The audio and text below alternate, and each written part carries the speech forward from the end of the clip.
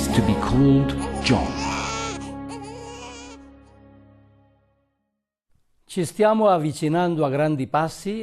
We're moving rapidly towards the celebration of the bicentenary of the birth of Don Bosco, an occasion which ought to find us ready and eager to reinforce our charismatic identity.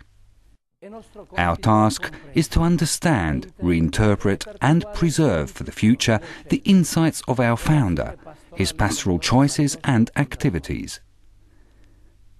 His practical talents, his educational gifts, and his spirituality are certainly three special features which distinguish him. The first step is to know his life history, a knowledge which, while availing of the methods of historical research, must not forget Don Bosco's great dedication to the young and the presence of God, and of his action in his life. E la presenza e l'azione di Dio nella sua vita.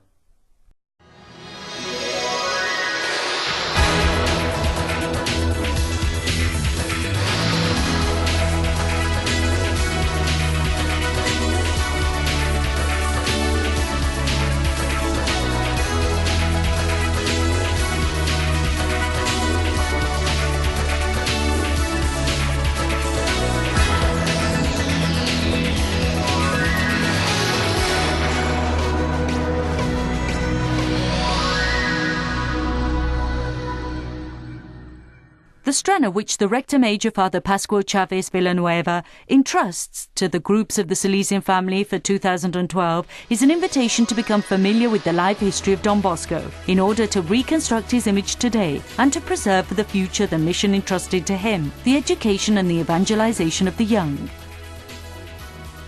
The reconstruction of the image of Don Bosco and of his activities ought to throw light on the real situations in which the Salesian family is working, which are characterized by a particular cultural environment, by the complexities of modern-day life, by globalization, by a postmodern culture, by the difficulties facing pastoral work, by the reduction in the number of vocations, and by the questions being asked regarding consecrated life.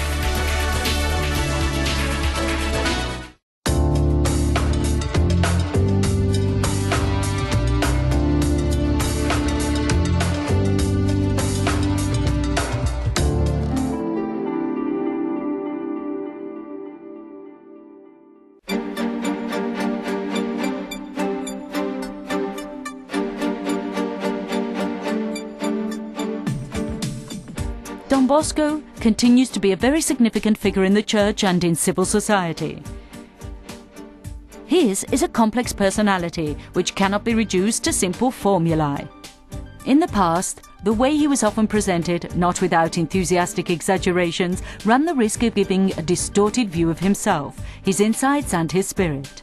Nowadays, hagiography takes account of well-founded historical interpretations and of a new theological interpretation of the spiritual experience of the saints. Don Bosco is a many-sided figure. He's a founder, a legislator, an educator, a master of the spiritual life. To prevent what has been handed down to us being lost, it's urgently necessary to know him. As the distance in time, place and culture increases between us and him, there could be the risk of losing the sense of that affectionate atmosphere and that sense of closeness which made him a familiar figure. If our special rapport with our common Father were to fade, with his spirit, his way of doing things, the criteria which inspired him, as the Salesian family, we would no longer have a claim to our place in the Church and in society, because we would have lost our roots and our identity. As well as the distance in time, place and culture, there are two other things to be considered. For a spiritual movement like the Salesian family, it is important to keep alive the memory of its own history, to organize it and to make it accessible. In order to facilitate the consolidation of the cultural background and so be ready to face historical, social and cultural changes. In this way, the Salesian family will be able to continue to be the bearers of the original charism and alert and creative guardians of its tradition. The reason for a deeper knowledge of Don Bosco can also be found in the fact that many official documents of the groups of the Salesian family refer to Don Bosco as the guide and model.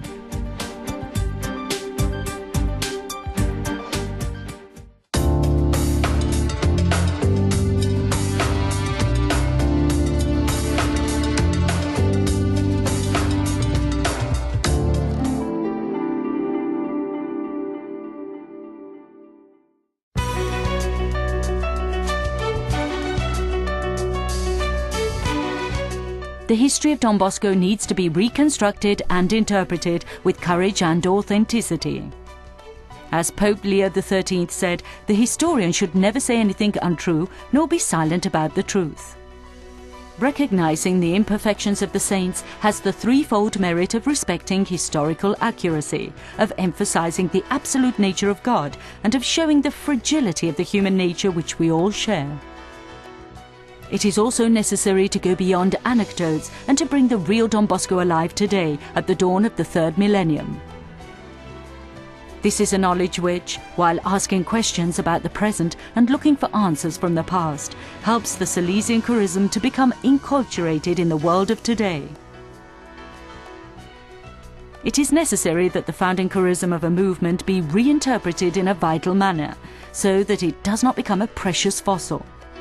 Founders had an experience of the Holy Spirit in a specific historical context. For this reason, it is essential to identify the contingent elements of the culture and the circumstances of that particular period. In this way, it will be possible to determine the value of their activities and the significance of their responses to the challenges of the time. Historical research into Don Bosco has to be capable of identifying what are transitory and what are permanent features of the charism, what in practice should be left to one side and what should be retained. What's more, Don Bosco's life history is not only ours, it also belongs to the Church and to the human family, and should not be missing from their histories.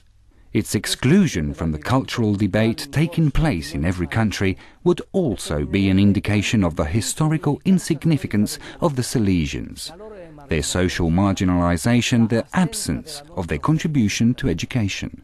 If we want to continue to have credibility, we have to have the same professional approach, adopt the same language. Adottare lo stesso linguaggio.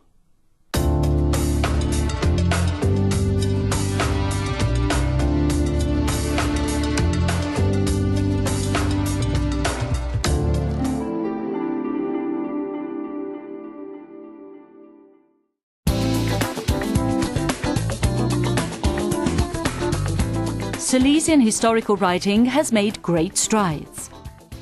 After the first modest biographies of Don Bosco, there came the encomiastic biographies, inspired by a theological, anecdotal, and wonder-working interpretation. After the mid-1900s, the sense of unease about the hagiographical literature of the past also reached the Salesians. The cultural climate of the 70s led, through the use of assumptions, guidelines, methods, the means of inquiry, a sharing of the results of historical research, to a deepening of the awareness of the patrimony inherited from Don Bosco. For a correct interpretation of Salesian history nowadays, three types of analysis are employed. Philological analysis is made possible thanks to the availability of the published and unpublished works of Don Bosco. This valuable work of the Don Bosco Centre of Studies at the Salesian Pontifical University and of the Salesian Historical Institute has put at everybody's disposal, in editions which are academically prepared and revised, thousands of pages written by Don Bosco. This is followed by an historical critical analysis which takes into account the contents of the sources in relation to the cultural and ecclesial categories of the time. The third, and most important, is the living and contemporary analysis, which is able to re-express, rethink, and represent the contents of the sources. An approach to Don Bosco using the methods proper to historical research has enabled us to measure his greatness, his practical talents, his gifts as an educator, his spirituality, his work, which can only be understood when fully rooted in the history of the society in which he lived. This is not to reject out of hand the valid and respected images of Don Bosco which generations of Salesians and members of the Salesian family have had. However, we need an image of Don Bosco which is relevant today, which speaks to today's world in a new language. In un linguaggio rinnovato.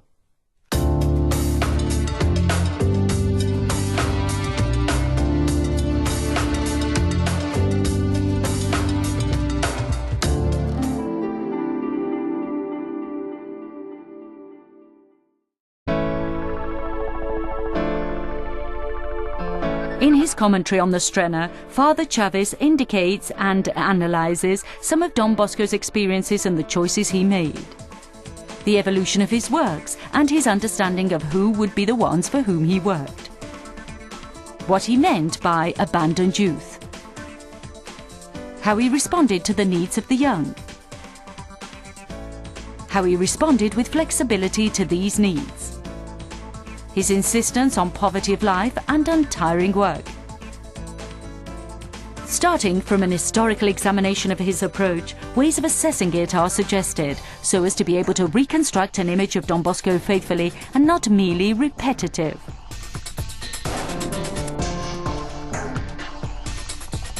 It's a process which needs to involve all the groups of the Salesian family, so as to arrive at a shared view of Don Bosco which is educated, professional, profound, and in this way to appreciate the historical, pedagogical, spiritual patrimony, in a process which, while assisting a knowledge of the youth situation, clarifies the profile of a Christian in society. In other words, it's a question of examining again institutions and structures for bringing people together and for education, looking at the preventive system and its relevance today, and presenting to the world and to the Church the particular style of the Salesian educator. Di educatore salesiano.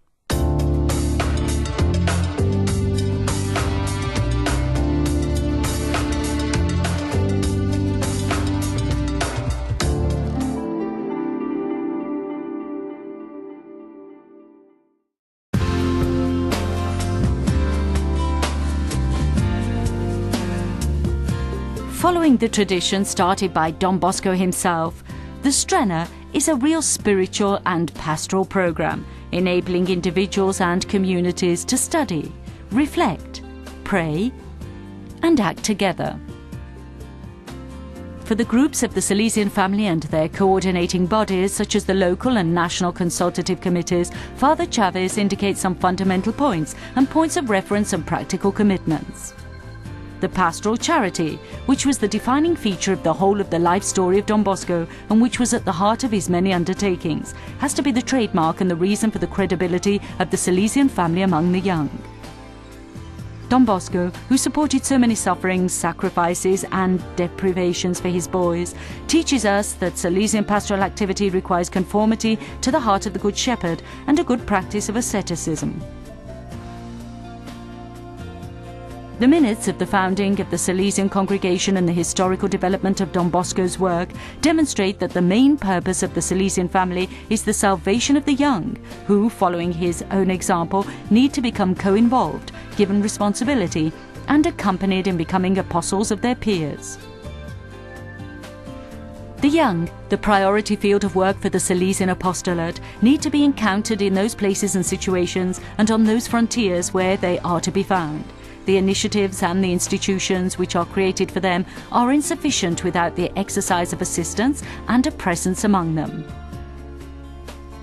The response Don Bosco gave to the needs of his boys can throw light on those which nowadays the Salesian family has to recognize in order to fight indifference, moral relativism, the false ideologies, and the consumerism which destroy the value of things and of experiences.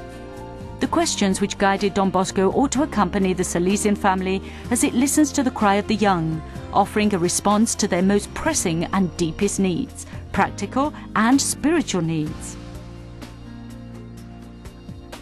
The memoirs of the oratory of Saint Francis of Sales, written at the explicit request of Pius IX, are an essential point of reference for coming to know Don Bosco's spiritual and pastoral journey. Described also as memories of the future, they contain the motivations behind the choices Don Bosco made.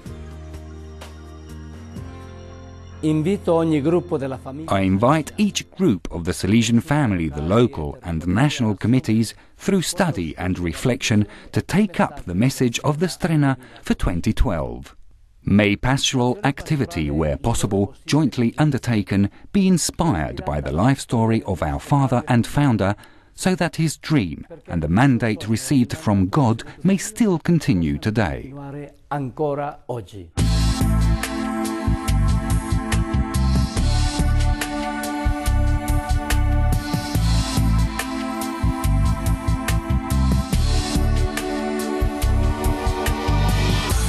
Don Bosco offers us a simple but at the same time prophetic presentation of his spirit and his mission, the dream at 9 years of age. In these pages, with an autobiographical flavour, the field of work being entrusted to him was pointed out: the young. The aim of his apostolate was indicated: to make them grow as individuals through education. A method of education which would be effective was offered him: the preventive system, the context in which all that he did, and today all that we do, was presented.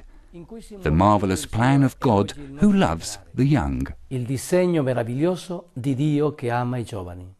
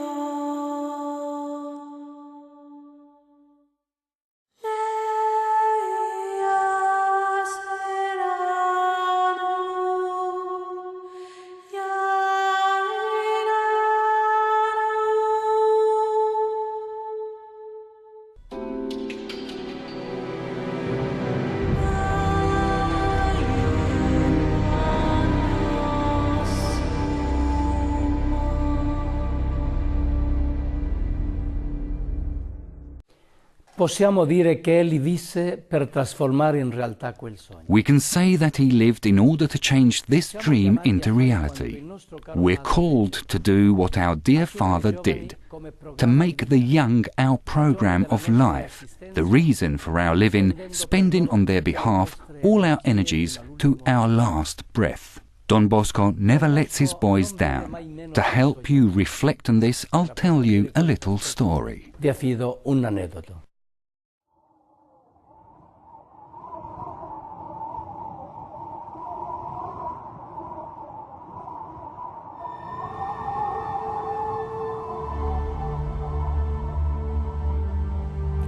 Imagine the courtyard of a prison in an 18th century European colony. It is dawn, and while the sun begins to fill the eastern sky with golden colours, a prisoner is brought out into the yard to be executed. He is a priest, condemned to death for his opposition to the cruelty with which the natives in the colony were being treated. He is standing against a wall and gazes at the firing squad, his fellow countrymen. Before blindfolding him, the officer asks him the traditional question about his final wishes.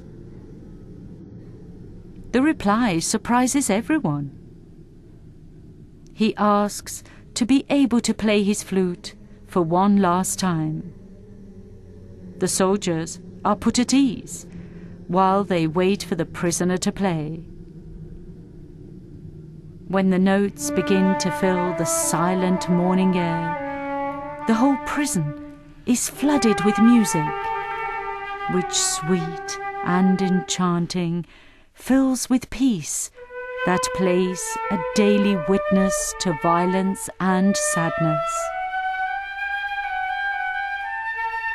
The officer is worried, because the longer the music lasts, the more absurd his task seems to be. He therefore orders the soldiers to open fire. The priest dies instantly, but to the amazement of all present, the music continues its dance of life. Death outfaced.